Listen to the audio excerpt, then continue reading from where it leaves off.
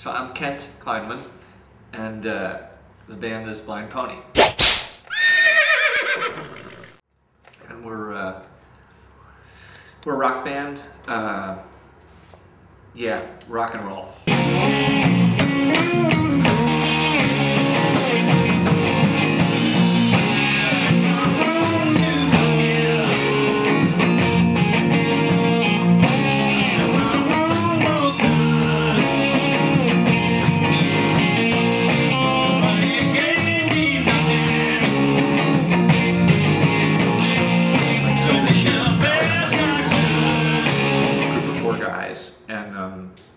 But it's taken all 7 years to get that. Like, I've probably been through 10 drummers, and literally 10. And you know, the stories about like what happened to all of them too are just like incredible. You know, like short of spontaneous combustion, like people have left for all kinds of reasons, and you know, most of them really bad and bizarre. What's the wildest? Like... Well, I don't know exactly why he left. You know, if it's the wildest why he left, but the guy that was a drummer like 3 drummers ago, he had this little space. You know, everybody's looking for a lockout, and he had this little space over in the kind of auto body area of like kind of by the 10, you know, like, and below the 10, like Pico, where there's a whole bunch of auto body places. And he, for our first rehearsal with this new guy, he gave us directions to it, and we showed up and there was nothing there. It was absolute zero, and it was an auto body place, you know. And we kind of looked around, and we stayed for like an hour. And I was calling him on my cell, and he wouldn't answer. And then finally we said, could it be there? Could it actually be there? Because it was a place that looked like it had been an auto body shop, but it was just a bunch of junked cars, like old Chevys, you know, up on you know, blocks, and but a complete wasteland. And indeed, his little studio area was at the back of that. Like, the address was actually the right address, but it was literally like 200 yards from the street, you know, like back across this big open vacant lot. And I actually have a picture of one of those cars, because we rehearsed with them for maybe about a month. We played one show, and then he disappeared. But I just remember that, standing out in this like you know, netherworld of you know, vacant lots, and you know, going, what the hell are we, you know, like, and that he had portrayed it, and it actually was a pretty nice little rehearsal space. You know, it was like you know, it had been redone, wood floors and stuff, and the guy who had previously owned anyway. But a lot of stuff like that, you know, just to get somebody to play, like, and then, you know, finding. You had a lot of crazy people that have been inside the band. How many people have you had to kick out for drugs? Has it ever been that bad where it was just No, there was only one guy where he stole my fucking gear. You know what I mean? Like after one, this guy was a killer guitar player. He was probably also, not only was he a killer guitar player, he was probably the best guitar player that I've played with. Like, just in terms of just licks and like his. And the other thing that was super fun playing with him is because I'm like, you know, I mean, I'm getting a lot better, but I'm not, like, I didn't start out as a lead player. Like, I started as a writer and a singer, so my lead playing's not, you know, up to, or at least this is like 3 years ago. But this guy was just a monster, but he was fucked up all the time, which I would have forgiven, but he stole my gear, and I knew it was to get drugs. What was his drug? Was it anything, or was he particularly on something all the time? He didn't say. You know, he wouldn't like say. And actually, when he was in the band, I would take him back to his place down in, like, you know, way the fuck down, like, you know, down to 5. You know, he lived, and it was a halfway house. Oh wow. So he was in rehab, and it was like, and he was a monster guitar player. He was the best guitar player. Doug is actually the best guitar player I've played with, but this guy was special. Like, Doug's knowledge of the fretboard and just his sort of musicianship is overwhelming, you know, and he's very understated, and you're like, what the fuck is he doing now, you know? But this guy was a much more straight ahead, you know, kind of pentatonic scale guy, but he just had so much passion and sort of like abandon in his playing. But yeah, he stole my gear, and I knew what it was for. Also, when he'd come over to my place to rehearse, he would drink the entire refrigerator. You know what I mean? Like, if I had a bottle of wine, gone. You know, like, beer, gone. Wow. I'm gonna have to say uppers. I'm gonna have to go with uppers on that one. When did you decide that you wanted to do acting over doing music? Well, like I was telling you earlier, music's always just been like, I've always done music. It's just sort of a given, but I never thought like, let's try to do it, you know, for real until I came to LA. And actually, I remember making a little list. I was doing some, I can't remember what it was, but I was in some state of mind where I wrote, like, you know, kind of, here's what if I were to die tomorrow, or if I had 1 year to live, you know, like, what would I do? And the two things were, you know, the acting stuff that I was doing and write and perform songs. Because I'd always written songs, but I had never done, kind of like Duane, like we've talked about this, like, I've always written, but I never thought of, like, turning stuff into, you know, something for a band and then something for a record and so on like that. I also didn't think about that. And the acting thing was like really in college, because I was a kind of semi-professional athlete in high school. Like I actually professional in a couple of sports. Like I did a couple of little professional gigs, you know, tennis and skiing. And that was like all my time. I was doing that, you know. And I actually thought like the arts were kind of like I don't know, like kind of soft, you know. If people did that, you know, like you're an athlete. That's what you're supposed to do. I wish I hadn't too, man. I wish I had been playing guitar seriously since like I think Jimmy Page started when he was 11, and Hendrix the same, and like really started, you know, like knew what they were gonna do. And wish I had all those years behind me. Did you try to like play like lacrosse and tennis like professionally, or like was it? I did play. I played a few professional tennis tournaments, and you know, but like I was like the best I was when I was about 16, and which is sort of when you start to do it. You know, like if you're going to do it, because tennis is over by the time you're late 20s. It's finished. But yeah, I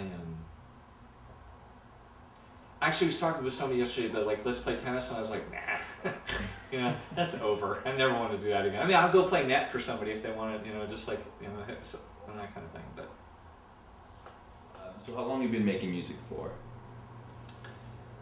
well, I think I wrote my first song probably like, you know, 20 years ago, like on a beach in Greece. You know, I was hitchhiking around Europe and ended up in Greece, and it was maybe my first year in college, second year in college, and yeah, I had a girlfriend. I wrote her a song, and I think I could still play it actually. But then I a little later I wrote another girl. You know, I wrote her a song. You know, I played the song for her. So I guess that's like where it starts. You know, trying to get a girl. But would they be like would they be considered like your first fan? I mean, how did they react when you? Oh, there's one girl who really loved it. Like well, both of them did actually. They were super impressed. You know, they were super like. But actually, I had another girlfriend who kind of criticized my singing at the point, because like I just sang completely. You know, nobody ever taught me anything, so I was just singing off the stuff, and I think I was like occasionally off key. You know, like off pitch, and I was like, she may have done me more good than the other two did, because I was like, I will never sing off pitch again. So, you know, like, to me, success. Do you know who Bruce Cockburn is? You heard of Bruce Cockburn? Cockburn. No. Bruce Cockburn is like a Canadian.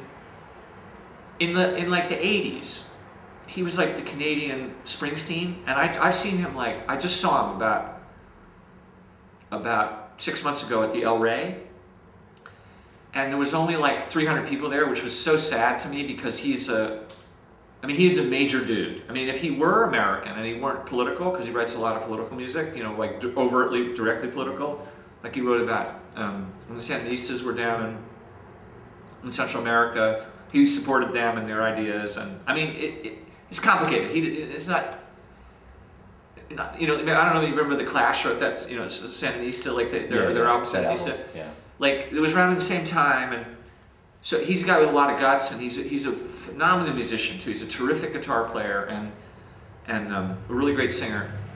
If I could get to where people would say Blind Pony is like that, where they're like, oh yeah, those guys are great, I would accept the degree of sort of, you know, like anonymity that he has now. You know, if I could get 300 people to show up at the El Rey for my show, I would fall down dead. You know what I mean? Happy at the El Rey, which is a venue I love.